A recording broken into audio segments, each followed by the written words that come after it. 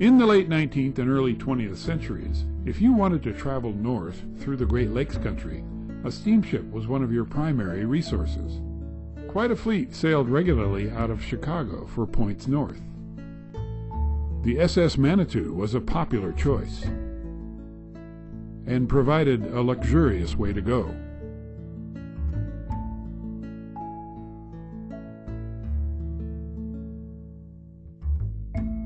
Go back with me now to 1906 as Catherine Stebbins, the CSA's first archivist, takes a summer saunter to the lakes. Well, we and our trunks boarded the Manitou at the Rush Street Pier in Chicago, and we sailed about 7 o'clock in the evening, with the band playing on the afterdeck. The next morning we put in at Ludington. The John C. Mann turned us around in the harbor. Later that morning we reached Manistee, and the sight of the dunes made us feel as though we were really getting north. We put in at Onekama too. In the early afternoon, when we sighted the Frankfurt Lighthouse, then the Hotel Frontenac and the harbor, our excitement began to mount. At last, we rounded the lighthouse and sailed into the harbor. As we passed the life-saving station, whom should we see sitting in Culver's Ferry tied up at the slip but the 3 Levigoods and the Wilcoxes. The boat docked at the pier back of the Frontenac. Here's the hotel as seen from Lake Michigan. It was completed in 1902 and cost $50,000. There are several hundred rooms which are always full. There are 200 waiters in the dining room. The porches, both on the ground floor and on the second floor, nearly encircle the building. The assembly bus met us at the hotel dock.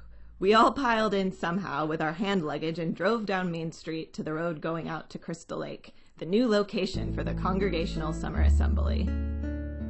It is 2.5 miles out to Crystal Lake. We had to get out and walk up all the hills. By the time we got there, we knew everybody. From the top of Cemetery Hill, we caught our first glimpse of Crystal Lake. Then we went down the hill and past Ness's farm. Then over the next hill past George Mant's house. And John Mantz, he's going to be our caretaker. Suddenly we saw the blue, blue lake at the end of our road before the bus turned off to the lodge, where we were to spend the summer. Here's the new Assembly Lodge, erected by Dr. R.J. Bennett. The large living room is the center of all our social life. Both front wings are the rooms for guests. The dining room and the kitchen are in the back wing. This is the big tent where all our Sunday services, lectures, and concerts are held. Our assembly beach is very wide, and there is a long pier where boats can tie up. Even this first year, we have a large group at Crystal Lake.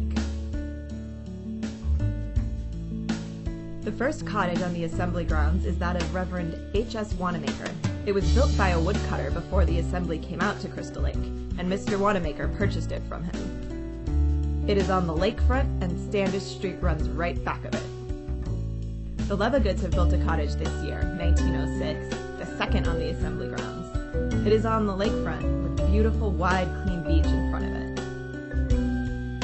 Standish Street has a whole row of tents, one on nearly every lot.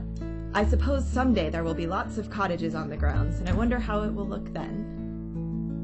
Mr. Harmon of Frankfurt has built a beautiful cottage next to the Wanamakers on the lakefront. It's the one on the right. This is Robinson Road. Small wonder the folk on the Michigan side of the assembly stoutly maintain that they have the choice locations.